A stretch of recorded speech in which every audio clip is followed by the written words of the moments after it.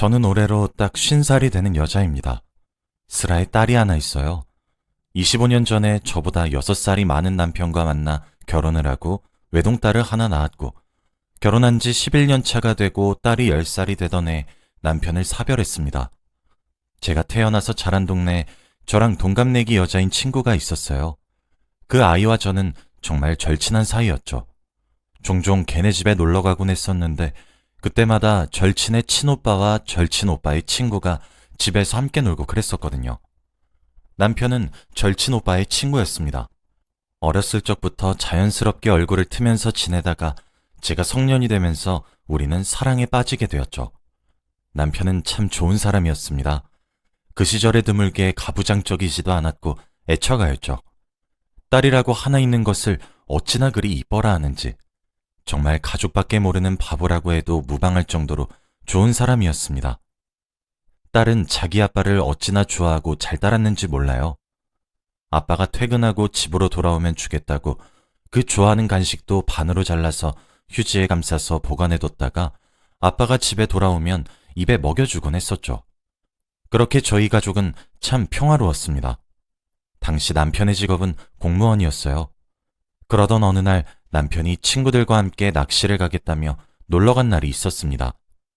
그날 남편은 물에 빠져 익사한 채 차갑게 식은 채로 저희 가족의 품으로 돌아왔어요. 처음엔 믿기지가 않더라고요. 불과 전날까지만 해도 매운탕에 넣을 물고기들을 꼭 잡아오겠다고 딸아이와 새끼손가락을 걸고 집을 나섰던 양반이 차갑게 식은 채로 돌아온다는 것이 말이죠. 그렇게 우리는 하루아침에 남편이자 아이의 아빠를 잃었습니다. 장례식을 치르는 동안 무슨 정신으로 살았는지 모르겠더라고요. 제 허리까지 밖에 오지 않는 딸아이가 검은색 상복을 입은 모습을 보면서 얼마나 오열했는지 모릅니다. 기절과 정신 차림의 반복이 끝나고 남편을 보냈어요. 저와 남편은 태어났던 동네에서 쭉 계속해서 살아왔기 때문에 동네 사람들을 대부분 다 알고 있습니다. 그런데 큰일을 겪으신 분들은 공감하실 거예요. 제가 너무 힘이 들고 힘에 부치는 일을 겪고 있을 때 힘내라는 위로의 말이 얼마나 위선적이고 어줍지 않은 말로 들리는지 말이죠. 딸아이를 집에 혼자 둘 수 없어 함께 손을 잡고 장을 보러 나가는 그 짧은 사이에도 동네 사람들한테는 제가 이미 남편을 잃고 혼자 자식 키우는 과부가 되어 있어서 손가락질도 받았고 수군거림도 받았고 필요하지도 않았던 동정의 눈길도 받아야만 했습니다. 딸아이는 어떻고요? 하루는 울면서 집으로 돌아왔는데 우는 이유를 아무리 물어도 도통 말해주질 않더라고요. 왜 우냐고 엄하게 다그치니 말을 겨우 내뱉는데 학교에서 글쎄 아빠 없는 불쌍한 아이라고 손가락질을 당했다고 했습니다. 저는 곧바로 눈이 뒤집혀서 학교에 달려가 선생님께 화를 냈어요. 선생님은 아이들의 수가 많기도 해서 자신이 자세히 살피지 못해 죄송하다고 사과만 하시더라고요. 맞아요. 하나하나 살피지 못하는 것은 어찌 보면 당연한 일인걸요. 하지만 저는 그때 평생을 살았던 이 동네를 떠나기로 결심했습니다. 딸아이는 아직도 자신의 아빠를 그리워하며 아빠와 함께 읽었던 책이 바스라질까 싶어 조심스럽게 펼쳐보고 있는데, 이 동네에서 더 살면 아이에게 그리움만 증폭시킬 것만 같았어요. 그렇게 이사를 떠났습니다. 이사를 떠나면서 그 동네 사람들과 연락도 끊었습니다. 저희 부모님을 제외하고 말이죠. 제 예상이 맞아떨어졌고 아이는 한층 자신의 아빠와의 이별을 더 잘 받아들이게 되었어요. 그렇게 혼자 살게 된 지 3년이 되던 어느 여름날, 제가 살고 있는 동네에서 낯익은 실루엣이 보이더라고요. 그 사람은 앞에 말한 동네 절친의 오빠이자 제 남편과 친구인 사람이었습니다. 사실 친구네는 제가 성인이 되기도 전에 동네를 떠나고 소식이 끊겨 아무도 소식을 모르고 지냈었거든요. 그래서 그 오빠도 저희 남편과 제가 올린 결혼식에도 남편을 떠나보낸 장례식장에도 오지도 못했었어요. 우연히 만난 오빠가 반가워 제가 먼저 아는 체를 했어요. 못 본 사이에 오빠에게도 아이가 생겼더라고요. 제잘제잘 이야기를 하다 저희 집에 오빠를 초대해 밥을 같이 먹기로 했죠. 오빠에게 저는 언제 결혼까지 해서 애까지 낳았어? 오빠, 왜 날 초대 안 했던 거야? 하니 오빠는 그냥 뭐 그렇게 됐다 하며 말을 돌렸어요. 저는 희진이는 잘 살아? 정말 우연이다. 이렇게 오빠를 만날 줄이야. 나 정말 꿈에도 몰랐어. 라고 친구의 안부를 물었죠. 그러다 듣게 되었습니다. 친구는 그 사이 결혼도 했고 이혼도 했대요. 그리고 우울증을 견디지 못하고 스스로 목숨을 끊었다고 하더라고요. 저는 이야기를 듣고 할 말을 잃었어요. 오빠는 그런 절 보고 너도 결혼했니? 아이가 몇 살이야? 라고 묻더군요. 저는 제 남편이 사실 오빠의 친한 친구였던 사실과 몇 년 전 낚시를 하러 가겠다고 하다가 불의의 사고로 물에 빠져 먼저 죽었던 사실 등등을 털어놓았습니다. 오빠는 저보고 너도 참 고생이 많았겠구나 하며 저를 안아서 토닥토닥 등을 두드려 주더라고요. 이때까지 제게 고생이 많았겠다고 하며 위로를 건넨 사람들은 아주 많았지만 다 위선으로 느껴졌었는데 남편의 절친이자 제 절친의 오빠인 사람이 제게 건네는 위로는 그 누구의 위로보다 더 마음에 와닿았습니다. 그러면서 사는 얘기를 한참 주고받았어요. 오빠도 딸아이를 하나 키우고 있었는데 제 딸아이와 같은 나이라는 것도 알게 되었고 얘기를 하다가 오빠에게 아내가 없다는 사실을 알게 되었죠. 딸을 혼자 키우고 있고 아까 말을 돌렸기 때문에 저는 스스로 괜한 걸 물어봤네. 이혼을 했을 줄은 몰랐는데 하고 넘겼어요. 오랜만에 만난 반가운 사람이었습니다. 이야기를 하는데 시간이 가는 줄도 모르겠더라고요. 오빠의 집 주소를 들었는데 저희 집과 골목 하나 정도 떨어져 있는 수준으로 너무 가까이 있더라고요. 저는 딸아이와 집을 나서는 오빠를 붙잡고 보자기를 꺼내 이것저것 통에 담아서 질끈 싸주며 반찬들을 쥐어주었습니다. 괜찮다고 사양하는 오빠에게 딸아이 먹으라고 주는 거야. 오빠만 먹으라고 주는 게 아니라 같이 먹어. 알았지? 하며 우스갯소리를 던지기도 했죠. 오빠를 배웅하는데 오빠의 딸아이가 아줌마, 저 내일 또 와서 친구랑 놀아도 돼요? 라고 하더라고요. 저는 언제 그렇게 많이 친해졌니? 내일뿐만 아니라 언제든지 놀러 오렴? 이라고 했습니다. 꼭 저와 희진이를 생각나게 하는 아이더군요. 예의 바르게 허리를 꾸벅 숙여 인사라고 떠나는 아이의 뒷모습이 어찌 그리 희진이랑 똑 닮았던지 정말 귀여웠습니다. 그때부터 본격적으로 왕래하기 시작했어요. 저는 남편의 몫에 연금을 타서 생활했기 때문에 집에서 아이를 보는 것이 여유로울 수 있었습니다. 아이가 학교를 가거나 하는 그런 남는 시간엔 소일거리를 하기도 하면서요. 오빠는 매일 나가 돈을 벌어야 해서 아이를 혼자 두더라고요. 어차피 우리 딸아이도 좋아하니까 같이 지내게 하는 게 어떻겠냐 하는 제 말에 오빠도 그러자 했어요. 우리 딸아이도 오빠를 삼촌이라 부르며 잘 따르고 오빠네 딸아이도 제게 이모라고 부르며 잘 따랐거든요. 그렇게 10년의 시간이 흘렀습니다. 제게 또 다른 딸이 되어준 아이와 제 딸은 어느새 24살 어엿한 숙녀가 되어 대학교를 졸업하고 취업에 성공했어요. 두 딸은 어렸을 때부터 그렇게 서로 좋아 죽고 못 살더니 대학교도 같은 곳으로 진학해서 함께 지내더라고요. 정말 쌍둥이 반쪽처럼 말이에요. 둘을 보고 있으면 세상을 등지고 떠났다던 희진이가 참 많이 생각났습니다. 그러던 작년 겨울날이었어요. 그날따라 몸이 으슬으슬 춥고 떨리고 열도 나고 그러더라고요. 딸아이가 출근을 하면서도 제 걱정을 많이 했지만 괜찮다, 약을 먹으면 금방 괜찮아질 거다 하며 억지로 출근을 시켜줬습니다. 급하게 해열제도 복용하고 따뜻하게 몸을 데우면서 한숨 자야지 하고 깜빡 잠들었죠. 근데 눈을 떠보니 익숙한 제 방 천장이 아닌 새하얀 병원의 천장이 절 반기고 있더라고요. 꿈뻑꿈뻑 눈을 뜨며 상황을 판단하고 있는데 옆에 오빠가 앉아 있었습니다. 오빠를 부르니 이제 일어났어? 라고 하더라고요. 오빠에게 자초지종을 들으니 제가 고열에 시달리다가 집에서 그만 정신을 잃었다고 했습니다. 제 딸은 출근을 하면서 오빠에게 삼촌, 나중에 퇴근하고 저희 집 좀 가줘요. 엄마가 아파서 걱정이 돼서요. 오늘 퇴근이 늦을 것 같아서 라고 연락을 했다고 합니다.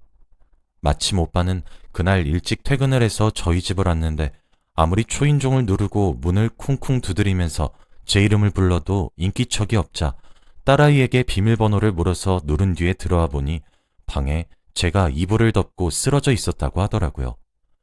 그 길로 병원으로 실려왔고 그 이후로 오빠가 제 옆을 지켰던 거였습니다.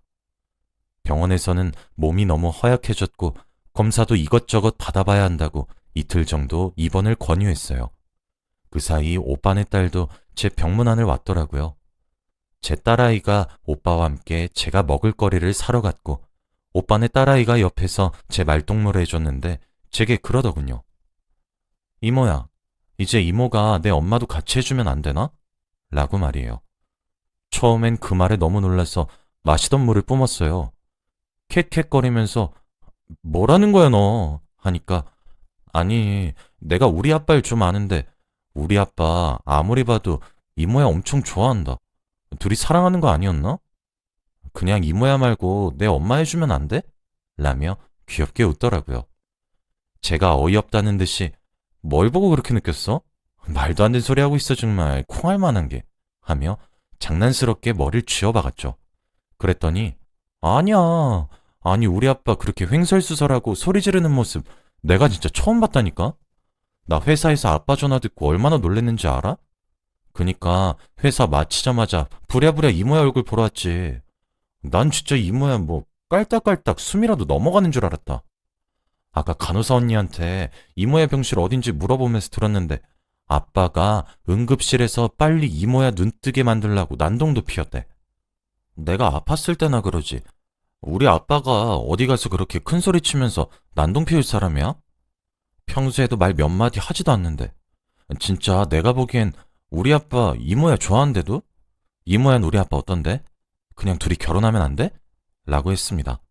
일단 그 자리에서는 쓸데없는 소리 할 건 빨리 가. 이모 피곤해. 하고 침대에 누웠어요. 그런데 오빠네 딸아이의 말이 믿기지 않더라고요. 오빠는 뼛속까지 경상도 남자라서 무뚝뚝하고 그래요. 평소에 말도 없고 점잖아요. 큰 소리도 잘 안 내요. 그런 사람이 제가 쓰러졌다고 큰 소리를 냈다니 어디 믿겨야 말이죠. 그러다 저는 진짜 잠에 빠져들었습니다. 선잠에 빠졌던 터라 소리가 들리긴 했었는데 아이들을 내보내는 오빠의 목소리도 들리더라고요. 아이들을 보내고 난 뒤 오빠가 제 머리를 살살 쓰다듬으면서 아프지 좀 마라. 아휴. 어렸을 때부터 몸에 힘도 없어가지고 비실비실 거리더니 아직도 이렇게 아프면 어떡해? 라고 혼잣말을 하더라고요. 그래서 제가 물어봤어요. 오빠에게 말이에요. 비몽사몽한 채로 오빠 나 좋아해? 남의 머리를 왜 이렇게 쓰다듬고 그래? 누가 보고 오해하면 어쩌려고? 라고 웅얼웅얼 거렸습니다. 그랬더니 글쎄 오빠가 제게 그러더군요. 누가 오해하면 어쩌긴 어째. 그게 오해가 아니게 만들면 되지. 넌 날 그렇게 오래 봤는데도 그렇게 날 모르냐? 라고요. 순간 눈이 번쩍 뜨였고 잠기운이 다 달아났죠. 멍하니 오빠를 올려다보고 있으니 오빠가 제게 말했어요. 그냥 날도 이젠 많이 춥고 네 몸도 너무 약하고 그렇잖아. 그래서 말인데 그냥 우리 같이 살자. 라고 말이에요. 오빠는 그렇게 병실에 누워있는 제게 갑작스러우면서 투박하게 하지만 따뜻하게 고백을 해왔습니다. 같이 살자는 고백을 들었는데 그때 제 맘을 알게 되었어요. 너무 설레더군요. 나이값 못한다는 소리를 들어도 할 말이 없을 만큼 얼굴이 빨개졌어요. 사실 남편이 제 곁을 먼저 떠나고 난 후 제게 또 다른 배우자가 생기진 않을 것이라고 믿어 의심치 않았습니다. 그만큼 우리 남편을 따라올 사람이 없다고 생각했거든요. 살아 생전에는 남편이 그립기도 했습니다. 제게 오죽 잘했던 사람이었잖아요. 그리고 저도 그런 남편을 정말 진심으로 사랑했어요. 저도 제 딸아이도 그런 남편을 평생 잊지 못할 것 같았거든요. 그래서 제게 다가오는 사람을 자꾸 밀어내기만 했습니다. 제게 다가오는 사람을 받아주는 행동은 마치 제가 남편을 배신하는 것처럼 느껴졌거든요. 그런데 처음으로 정을 주고 싶은 사람이 이렇게 갑작스럽게 생겨버렸습니다. 먼저 떠난 남편에겐 정말 너무 미안한 일이지만 하늘에 있는 남편이 허락만 해준다면 남은 여생을 맡기고 싶은 사람이죠. 이젠 저도 많이 지치고 늙긴 했는지 그 마음을 밀어내기보다는 받아들이고 함께 살고 싶어졌어요. 서로 의지하면서 말이죠. 그래서 제가 제 마음을 눈치채지 못하고 있었던 거였습니다. 남편을 생각하는 마음이 제 진심을 가리고 있었던 거죠. 이 정도의 마음이었구나 하고 깨닫게 되기까지 참 오랜 시간이 걸렸을 텐데 그 시간을 꾹 참고 기다려준 오빠에게도 참 고맙고 그 용기를 칭찬해주고 싶어요.